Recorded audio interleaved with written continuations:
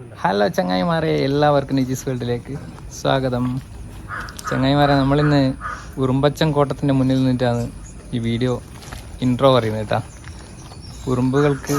ഉറുമ്പിന് പ്രാധാന്യം കൊടുത്തിട്ട് ഉള്ള എൻ്റെ അറിവിലുള്ള ആദ്യത്തെ ഒരു അമ്പലമാണ് ഇവിടുത്തെ കണ്ണൂർ ജില്ലയിൽ. അതുപോലെ തന്നെ വീട്ടിലുള്ള ഉറുമ്പുണ്ടായാൽ ഇവിടെ വന്ന് പ്രാർത്ഥിച്ച് തേങ്ങ മുട്ടിക്കഴിഞ്ഞാൽ ഉറുമ്പ് പോകുന്നതാണ് വേറൊരു വിശ്വാസം കേട്ടോ. ഇവിടുത്തെ സുബ്രഹ്മണ്യനും ഉറുമ്പുമാണ് ഇവിടുത്തെ പ്രതിഷ്ഠ.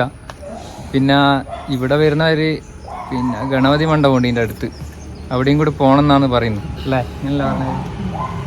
വരുന്ന എന്തെല്ലോ അമ്മയോടെല്ലാം പറഞ്ഞു കൊടുക്കുന്നുണ്ടൊന്നും പറഞ്ഞിട്ടില്ല.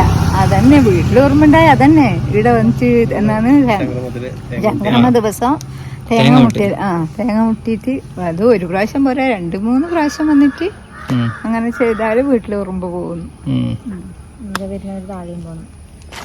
ഇവിടെ വരുന്നവര് താഴത്തെ ഗണപതിന്റെ ക്ഷേത്രം ആടെയും കൂടെ പോകണം.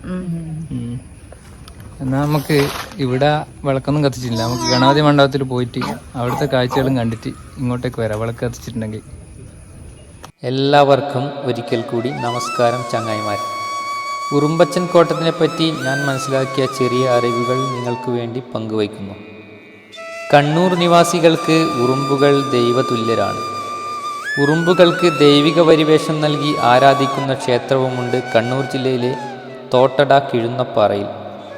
ഉറുമ്പ് ശല്യം സഹിക്കാതാവുമ്പോൾ കണ്ണൂറുകാർക്കുള്ള അഭയകേന്ദ്രമാണ് ഉറുമ്പച്ചൻ കോട്ടം. കണ്ണൂരിലെ കുറ്റിക്കകം എന്ന സ്ഥലത്താണ് ഉറുമ്പച്ചൻ കോട്ടം സ്ഥിതി ചെയ്യുന്നത്. തേങ്ങയുടച്ച് തേങ്ങാവെള്ളം സമർപ്പിച്ചാൽ ഉറുമ്പച്ചൻ പ്രസാദിക്കുമെന്നും അതുവഴി ഉറുമ്പ് ശല്യം ഇല്ലാതാവുമെന്നുമാണ് വിശ്വാസം. മറ്റ് ക്ഷേത്രങ്ങളിൽ നിന്നും വേറിട്ട് പാതയോരത്ത് വൃത്താകൃതിയിൽ തറയും ഒരു വിളക്കും മാത്രമാണുള്ളത്.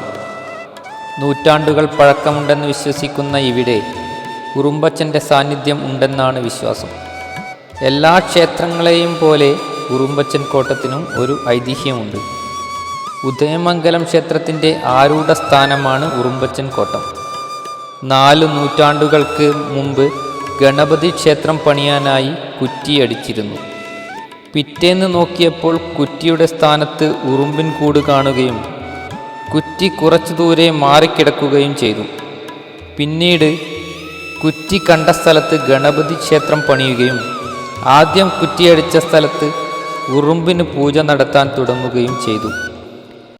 ചങ്ങായിമാരെ, നമ്മൾ ഉദയമംഗലം ഗണപതി ക്ഷേത്രത്തിലെത്തിയട്ടാ.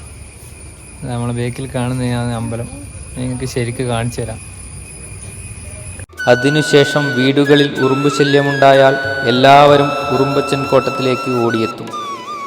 ഉദയമംഗലം ക്ഷേത്രത്തിൽ പൂജ നടക്കുമ്പോൾ എല്ലാ മാസവും നിവേദ്യം ആദ്യം നൽകുന്നത് ഉറുമ്പുകൾക്കാണ്.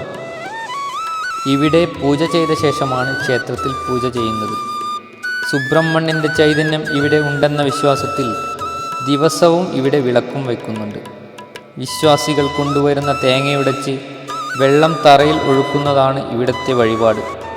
ഭക്തർ സമർപ്പിക്കുന്ന തേങ്ങ പൂജാരിയാണ് സംക്രമ ദിവസം ഉടക്കുക. ഉറുമ്പച്ചൻ കോട്ടത്തിലെ ഉറുമ്പ് വിശേഷങ്ങൾ അറിഞ്ഞ് ഒട്ടനവധി പേരാണ് ഇവിടേക്കെത്തുന്നത്.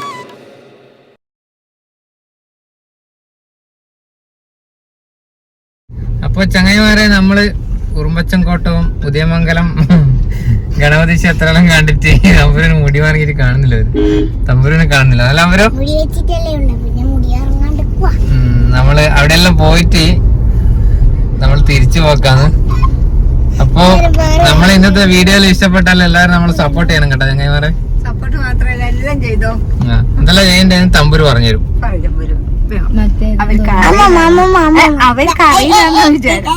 തമ്പുര് പറ.